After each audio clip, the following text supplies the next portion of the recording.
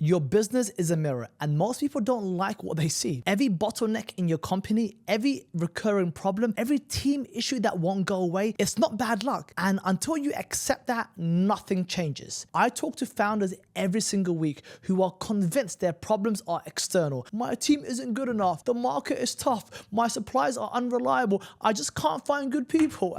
And I listen, and then I ask them questions, and within about 10 minutes, the real issue surfaces, and it's always them. They are the common denominator, and the business that can't retain employees usually run by someone who can't give up control. The business with constant cash problems usually run by someone who avoids hard conversations about pricing and value. The business that can't scale past a certain revenue usually run by someone who's terrified of being exposed as a fraud, or who have a limiting belief about what their max potential is. This isn't comfortable to hear. I know it wasn't comfortable for me to accept either, but it's the truth. And the truth is the only thing that actually helps, or as cheesy as it may sound, the truth is the only thing that'll set you free. Listen, I've built multiple 7-figure businesses. I've exited some. I've helped hundreds of other founders build and sell theirs. And I've seen the inside of e-commerce brands doing anywhere from a few $100,000 to 8 figures every single year. And the pattern is always the same. The business is a reflection of the founder. Not a perfect reflection. There's market dynamics, timing, luck, I get it. But the ceiling, the recurring problems, the culture, that's you. That's always you. And I'm gonna walk you through the 5 most common flaws I see in founders and exactly how they show up in the business. And I'm gonna be honest and upfront with you. I've had every single one of these at some point. Here's flaw number 1, the need for control. This is the most common one. The founder who can't delegate, who reviews every email, who needs to approve every decision, who hires people and then won't let them do their job, who micromanages. Well, at some point, yes. In the business, this shows up as team members who won't take initiative because they've learned there's no point. Jamad's gonna step in and micromanage me anyway. And don't get me started on high turnover among talented people, because A players don't tolerate being micromanaged. And a founder who's exhausted, overwhelmed, and convinced they're surrounded by incompetent people, if you're thinking that, the root cause is usually fear. Fear of mistakes, fear of looking bad, fear of things not being right. But here's what control-obsessed founders don't understand.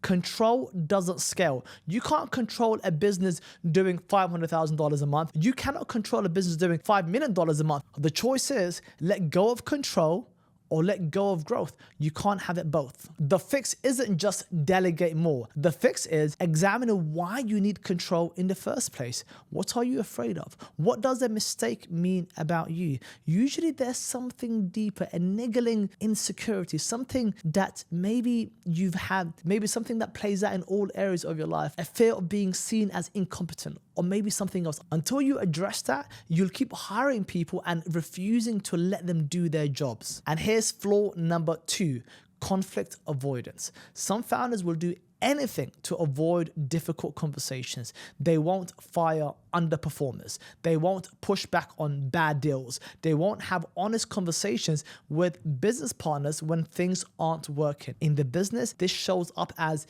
mediocre team members who stick around for years and years, dragging everyone down. Supplier relationships where you're being taken advantage of. Partnerships that should have ended a long time ago. A culture where nobody says what they actually think. The root cause is usually a desperate need to be liked, a people pleaser, or a childhood where conflict meant danger. Either way, you've learned that keeping the peace is more important than telling the truth. And in business, that's death. The fix is actually quite simple. Start small. Have one difficult conversation this week, not next week, this week. Not the biggest conversation or the hardest one. No, just pick something medium. Get used to the discomfort. Notice that the world doesn't end. Build that muscle, because a business that can't have hard conversations can't improve. It just slowly rots while everyone pretends things are fine. Flaw number 3, shiny object syndrome. This is the founder who's always chasing the next thing. New product idea, new market, new business model, new marketing channel. They start 100 things at the same time and finish nothing. In the business, this shows up as a confused brand that nobody understands. Exhausted teams who can't keep up with the pivots. Half-built systems everywhere. Revenue that's scattered across too many SKUs or services to be profitable at any one of them. The root cause is usually an addiction to novelty combined with a fear of commitment. Starting something new gives you that dopamine hit, right? Grinding through the boring middle doesn't. So you keep chasing the high of new and new instead of building the foundations of deep. The fix: constraints. Commit to one thing for a set period of time and refuse to add anything new. Make a rule. Before you start anything new, something existing has to be finished or killed. Not paused, finished or killed. Force yourself to see things through. And here's flaw number 4, imposter syndrome. This is the founder who secretly believes they don't deserve their success, who's constantly waiting to be found out, who undersells their value and over-delivers to compensate for a perceived lack of worth. In the business, this shows up as underpriced products and services, inability to raise funding or negotiate good deals, a ceiling on growth because the founder unconsciously keeps things small enough to feel manageable, hiring people who are non-threatening rather than excellent. The root cause is usually early messages during your childhood about your self-worth. Maybe you were told you weren't smart enough. Maybe you came from a background where success felt out of reach. Maybe you just never saw anyone like you achieve what you're achieving. The fix: evidence collection. Start documenting your wins, not just the big ones, all of them. Build a file of proof that you're competent. Reference it when the imposter voice in your head gets loud, and surround yourself with people who are further along than you so you can see that, hold on, they're not fundamentally different. They just started earlier or had different advantages, or maybe they moved differently. I've invested a ton of money into masterminds and coaches because by being in those rooms, I see these people doing crazy numbers or similar numbers to me, and they're just normal. And I'm like, hold on, they eat and talk and move like me, so why can't I feel normal? Just in the last few months, I've come back from 2 masterminds, one in Hong Kong and the other one in Colombia, Medellin.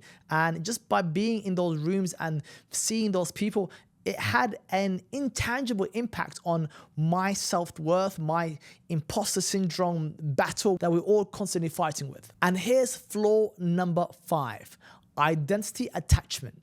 This is the founder whose entire sense of self is wrapped up in the business. When the business wins, they're on top of the world. When it struggles, they spiral. They can't separate who they are from what they've built. In the business, this shows up as decisions made from ego instead of logic. The inability to pivot because the current model is their baby, because burnout, because there's no off switch, and a brittleness. When things go wrong, the founder cracks and the whole company feels it. The root cause is usually a lack of identity outside of work. The business became the primary source of meaning, status, and self-worth. So any threat to the business feels like a threat to their survival. The fix: intentional diversification of identity.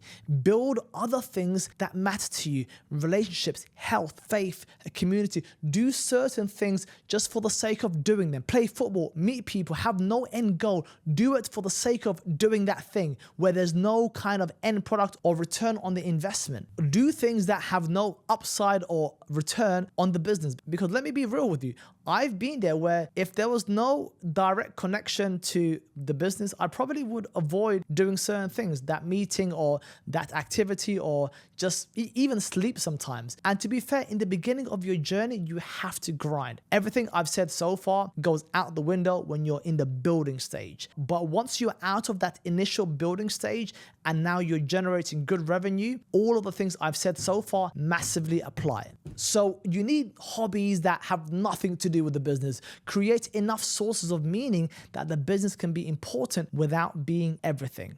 So here's the uncomfortable truth. The business will never outgrow the founder. Your revenue has a ceiling, and that ceiling is your personal development. Your company culture has a tone, and that tone is set by your character. The best business investment you can make isn't a new AI tool or a new hire or a new marketing channel. It's therapy, it's coaching, it's sitting with the hard questions about who you are and why you do what you do. I spent years trying to fix my business. The breakthrough came when I started fixing myself. And that's the work most entrepreneurs never do. They keep looking outward for solutions to problems that live inward. So if you recognize yourself in any of these flaws, good. That's the first step. The question now is, what are you going to do about it? Drop me a comment and tell me which one hit closest to home. Until then, guys, take care. Peace.